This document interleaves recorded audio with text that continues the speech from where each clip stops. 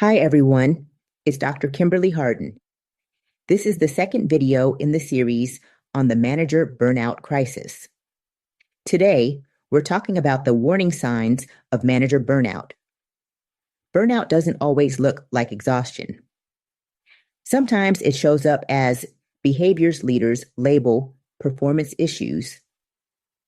That's where organizations get it wrong. Burnout is often misdiagnosed because most performance systems are designed to evaluate outcomes rather than capacity. They measure delivery and responsiveness, not decision volume, emotional labor, or accumulated load. When a manager slows down, misses follow-ups, or disengages, the system flags a problem with the person. It rarely asks whether the role itself has become unsustainable. Managers protect results and their teams for as long as they can. They absorb the overload, work longer hours, skip breaks, and sometimes sacrifice strategic thinking just to keep things moving. And they compensate until they can't anymore.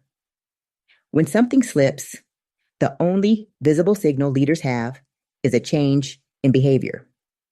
Behavior is often used as a proxy for performance, and that change gets interpreted as an outcome problem, not a structural one. Leaders may ask, why isn't this manager delivering?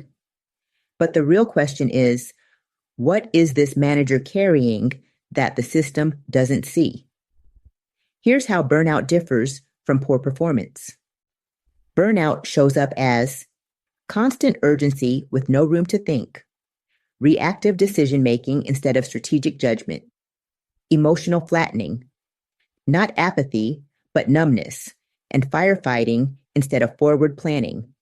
These are signs the role has expanded beyond what one person can reasonably carry, not signs of an inability to lead.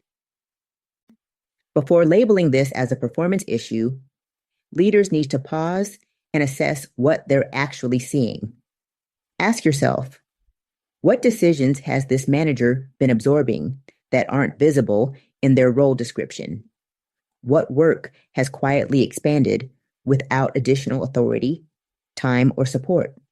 If this behavior is new, what changed in the system, not the person?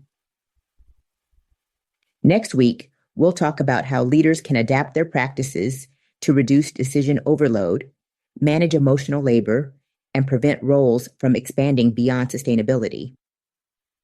Subscribe so you don't miss it. Talk to you soon.